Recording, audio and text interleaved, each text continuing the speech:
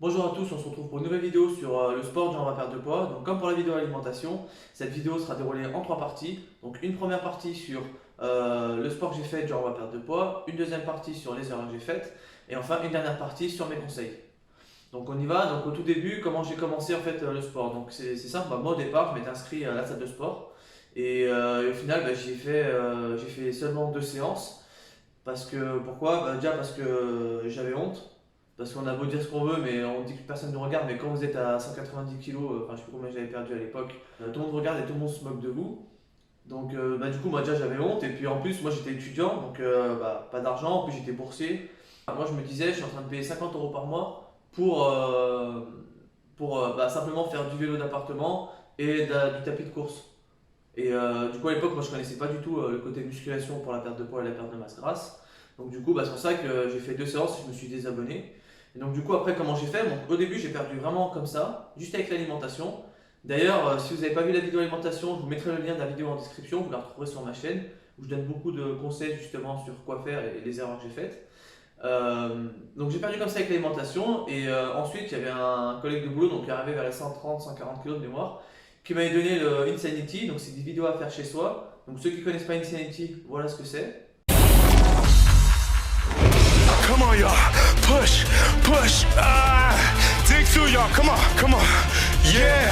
Push, y'all. Push, push. If you see someone wearing this t-shirt, Et donc du coup, donc c'est quelque chose, donc c'est du HIIT, donc c'est de l'entraînement à intervalle, donc ce qu'on appelle une intensité très haute avec un temps de repos très court. Et du coup, ça c'était super dur, donc j'ai commencé avec ça.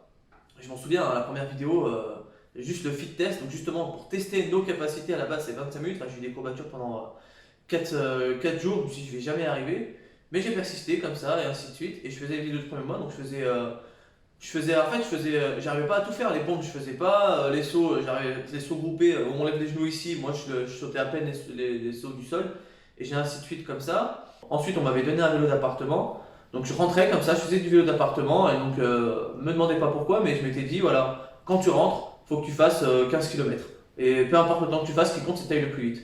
Donc du coup, chaque fois que je rentrais des cours, je montais sur mon vélo d'appartement et je faisais 15 km. Et forcément, mon objectif, c'était au plus vite c'était fini, au plus vite j'étais tranquille. Donc je rentrais, je faisais mon vélo, après je me lavais, je mangeais, après j'étais tranquille, je pouvais faire ce que je voulais.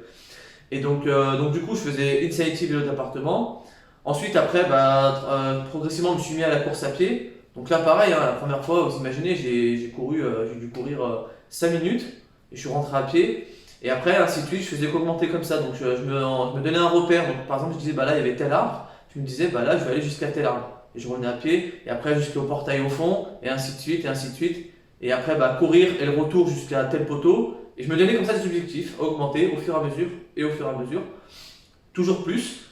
Et donc après, la course à pied, pour vous dire, la première fois c'était 5 minutes, et je vous abrège un petit peu l'ensemble, mais au plus long que j'ai fait, après j'avais des parcours à 5 km et 7 km à côté de chez moi. Et au plus long que j'ai fait, c'était 25 km. Donc pour vous dire, comme quoi il faut toujours y croire et s'accrocher et vraiment travailler, il y a quelques temps qu'on s'améliore. Moi je faisais 200 kg, j'ai perdu du poids, j'ai commencé, je faisais 5 minutes. On s'est même foutu de ma gueule quand je courais, même dehors, hein. Même quand vous courez dehors, les gens se foutent de votre gueule, ceux qui passent en voiture, ceux qui passent en vélo, en course à pied, qui sont bien meilleurs que vous, et ils se foutent de votre gueule. Mais voilà, mais moi j'ai persisté, et voilà, et comme je disais, au plus long que j'ai fait, c'est 25 km. Et donc je faisais ça en fait. Et donc après j'ai perdu tout mon poids comme ça. Donc c'était du vélo d'appartement, Insanity, donc les vidéos de HIIT que je vous ai montré au début, et de la course à pied. Donc après je me suis acheté un vélo sur le bon coin, donc d'occasion, et je faisais du vélo dehors. Donc là pareil, j'avais un parcours à 13 km et un parcours à 17 km vers chez moi. Et donc pareil, à chaque fois mon but c'était d'aller le plus vite possible. Et donc je tournais avec les trois. Et Insanity en fait c'était pour moi vraiment le plus dur. Ça fait qu'entre guillemets, quand je pouvais plus, j'étais vraiment fatigué, je faisais du vélo d'appart. Voire j'allais courir dehors, mais du coup, moi je courais vraiment doucement au départ, hein. Par exemple, sur le parcours de 7 km 5, pour vous donner un ordre d'idée, la première fois que je l'ai fait, j'ai dû mettre 1h15. Après, j'ai fait 1h10, 1h09, 1h5, 1h. Enfin bref, et ainsi de suite. Et au plus bas que j'ai fait, c'était 45 ou 47 minutes, je crois, un truc comme ça. Donc vous voyez la progression, j'ai quasiment divisé le temps par deux. Et à force comme ça, à force de courir, toujours plus. Et du coup, c'est comme ça que j'ai fait pour perdre tout mon poids. Et j'ai tout perdu sans salle de sport. Donc juste avec du vélo d'appartement, la course à pied dehors et des vidéos de HIIT, Insanity. Donc ensuite, on va passer à la partie 2, les erreurs que j'ai faites. Alors déjà, il y en a eu beaucoup. Donc, déjà j'avais une mauvaise alimentation. Ça, je vous mets le lien de la vidéo alimentation en description où vous pourrez voir tous les erreurs que j'ai faites. Mais du coup, qui dit mauvaise alimentation, bah, dit forcément blessure. Pourquoi? Parce que j'étais très bas en lipides. Donc pour vous donner un ordre d'idée, j'étais quasiment, enfin j'avais que mes seuls lipides c'était 15 amandes par jour. Donc c'est vraiment quasiment zéro. Et quand on sait que les lipides c'est tout ce qui est santé cardiovasculaire et articulaire, bah, c'est ce qui explique après du coup que à force de forcer et en plus avec la mauvaise alimentation, et bah, je me suis blessé et je me suis même fait mal au genou. Donc pour vous dire enfin à force en fait je courais comme ça et à force de forcer, toujours plus. Un jour je me suis dit bah tiens je faisais 7 km, je me suis dit allez on va aller jusqu'au 10. Et j'ai commencé à avoir mal au genou à partir de 7. Et j'ai continué, j'ai forcé en fait. Et du coup je suis allé au 10. Mais du coup j'ai eu mal, je pense que ça m'a fait le syndrome de l'essuie-glace. Donc j'ai eu mal et je pouvais plus courir. Et donc j'ai attendu une semaine.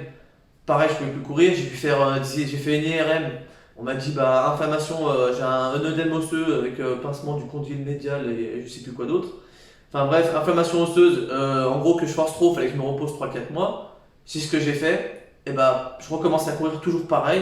Donc j'ai traîné ça pendant, franchement cette douleur, vraiment courir, je pouvais plus que pendant quasiment un an quoi. Et j'ai essayé de faire du kiné, ça changeait rien.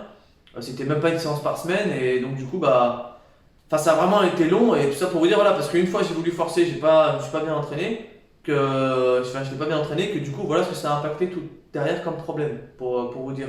Et en plus qu'est-ce qui a mené à cela, bah, c'est que j'avais pas un bon matériel. Quand je courais dehors, je courais avec des baskets Decathlon à même pas 20 €. Donc après quand je me suis acheté des bonnes baskets spéciales pour le running, vraiment adaptées, j'avais l'impression en fait, je me suis rendu compte que je courais avec des planches de bois à la place de basket quoi. Donc des mauvaises chaussures sur du béton. Là pareil, plein de gens m'ont dit de courir sur de la terre et moi du coup bah moi je savais pas. Donc moi pendant tout ce temps là je courais sur du béton. Donc des mauvaises chaussures, une mauvaise alimentation et en plus un entraînement pas adapté et par rapport à mon poids en plus et je forçais beaucoup trop. Donc c'est ça qui a mené forcément aux blessures que j'ai eues. Donc dans les erreurs donc pour vous résumer un petit peu les erreurs, c'était déjà une mauvaise alimentation, pas de bon matériel, ne pas s'écouter aussi, c'est ça mon problème. Même encore aujourd'hui, c'est que pourtant j'ai eu pas mal de blessures qui ont fait que je devrais plus, mais c'est ça mon problème, c'est que je me suis jamais écouté dans le sens où mon objectif était tellement fort que ça allait au-delà de la douleur quoi. Donc l'alimentation quand je courais, plein de fois j'ai eu des vertiges, pareil en finissant le sport, j'ai déjà été pendant 20 minutes en malaise et tout, et ça m'a pas empêché de recommencer. J'étais vraiment dans le mal sur le coup et pourtant ça m'a pas empêché de recommencer. Pourquoi? Parce que je voulais tellement atteindre mon objectif que j'avais des œillères et je regardais pas la douleur de mon corps. Pour moi c'était pas je faisais pas ma perte de poids avec mon corps, j'étais contre mon corps. C'est-à-dire que j'avais un objectif et il fallait qu'il suive. Fallait que je m'adapte à mon corps quoi, et tranquillement. Donc c'était ça mon problème. C'est que du coup c'est ce qui a fait qu'à force de pas s'écouter, on se blesse. Et du coup comme je vous ai dit, on se traîne une blessure pendant un an, quasiment un an. Et qu'est-ce qui a fait que j'ai pu recourir? Ça a été, je suis parti voir un podologue, donc il m'a fait des semelles orthopédiques. Et j'ai pris une bonne paire de baskets de running. Et c'est vraiment ce qui a changé la chose quoi. Franchement, c'est vraiment les semelles orthopédiques qui ont vraiment changé la différence. Et après, c'est en reprenant doucement avec l'entraînement. Et après, de mon côté, le kiné, ça m'avait saoulé. Du coup, j'ai dit, je traîne, j'écoute tout le monde. Qu'est-ce qu'il faut faire? Ok, il faut faire ça. Mais une séance, 2 séances, ça suffit. Vous êtes sûr, machin? Oui, pas de souci. Tu vas à l'ostéopathe, vous inquiétez pas, dans 3 jours, vous pouvez recourir. Il me débloque tout, ok. 3 jours après, je recours, j'ai mal. Donc, au bout d'un moment, ça m'a tellement saoulé.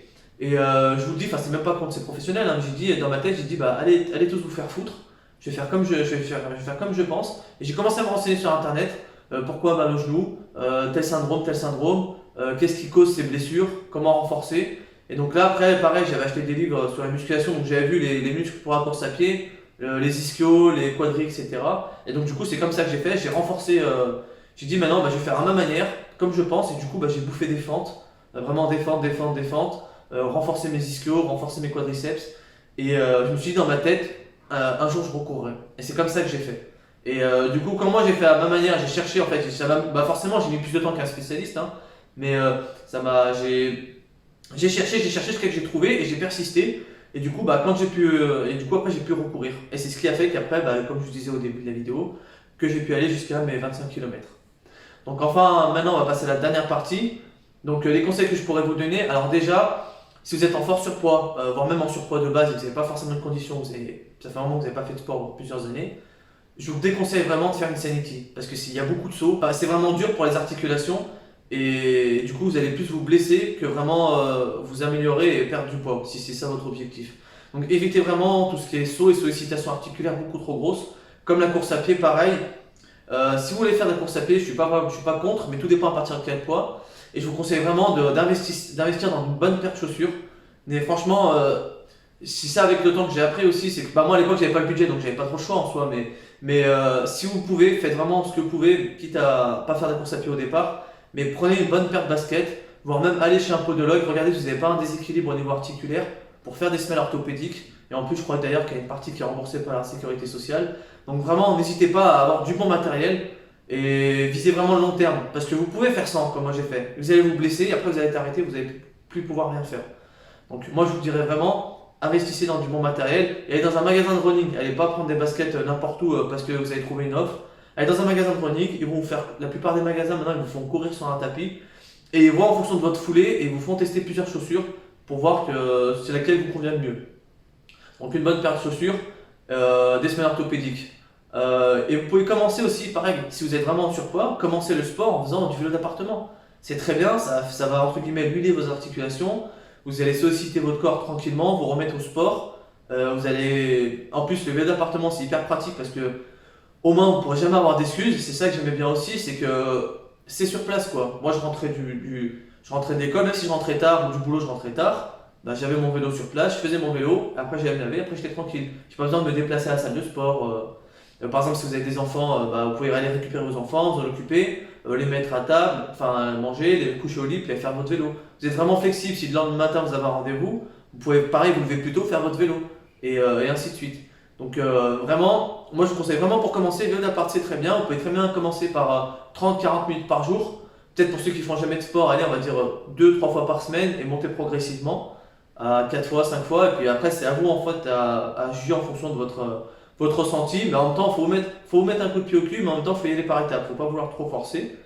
Et vous faites comme ça, vélo d'appartement, une fois que vous sentez un peu mieux, quand vous pouvez commencer à vous mettre au sport. Donc par exemple la course à pied si vous voulez faire un autre sport, et pareil Insanity. Si vous voulez faire Insanity, je vous conseillerais vraiment d'avoir une bonne paire de baskets comme je vous le disais, semelle orthopédique si vous avez un déséquilibre, et pareil avoir un tapis, ça se vend des tapis en mousse mais assez rigides mais amortissants pour amortir les chocs, pour préserver au maximum vos articulations. Et allez-y vraiment par étapes. Fixez-vous des objectifs. Donc ayez un objectif à long terme, par exemple je veux être en bonne santé, je veux être capable de sortir avec mes petits-enfants, je veux être capable de courir 30 km. Un objectif à long terme. Des objectifs à court terme, à 3 mois, moi ce que je veux c'est être comment être capable, je sais pas par exemple de faire 5 km pour de la course à pied. Et après des objectifs à court terme et des objectifs quotidiens. Donc par exemple, aujourd'hui il faut que je fasse mes 40 minutes de vélo. Aujourd'hui par exemple pour l'alimentation, il faut que je mange bien. Donc fixez-vous comme ça des objectifs. Et c'est le fait d'avoir des objectifs, psychologiquement vous aurez un conditionnement mental qui vous dira ok là j'ai un objectif qui est fait, je me suis mis une deadline. Donc du coup psychologiquement votre cerveau il sait qu'il a une tâche à faire pour une date. Alors que si vous dites je verrai demain en fonction de mon niveau de forme, votre cerveau, lui, va toujours être contre vous, il va être feignant. Lui, ce qui l'arrange le plus, c'est de ne rien faire. Donc, parce qu'une sollicitation pour le corps, c'est un effort. Donc, lui, plus vous sollicitez, au plus ça le dérange. Et il faut qu'il s'adapte.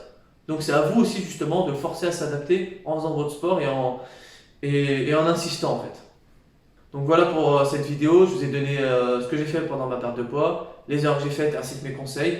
Donc, la prochaine vidéo, je la ferai avec ma mère, justement, qui a eu les 3 opérations.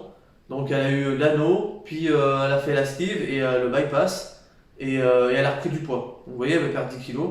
Et donc du coup, au moins justement, vous aurez une personne qui a subi les opérations et qui sait ce que c'est que les avoir subies, avec les effets secondaires que ça donne. Et par exemple, elle a des vitamines à vide, mais tout ça on en parlera dans cette vidéo. Et je vous expliquerai justement pourquoi finalement moi je suis contre. Et vous aurez son avis aussi. Donc je vous remercie beaucoup et puis n'hésitez pas à me dire en commentaire ce que vous en avez pensé, si jamais il y a des idées de vidéos qui vous intéressent, que je peux traiter. Et sinon on se retrouve dans la prochaine vidéo.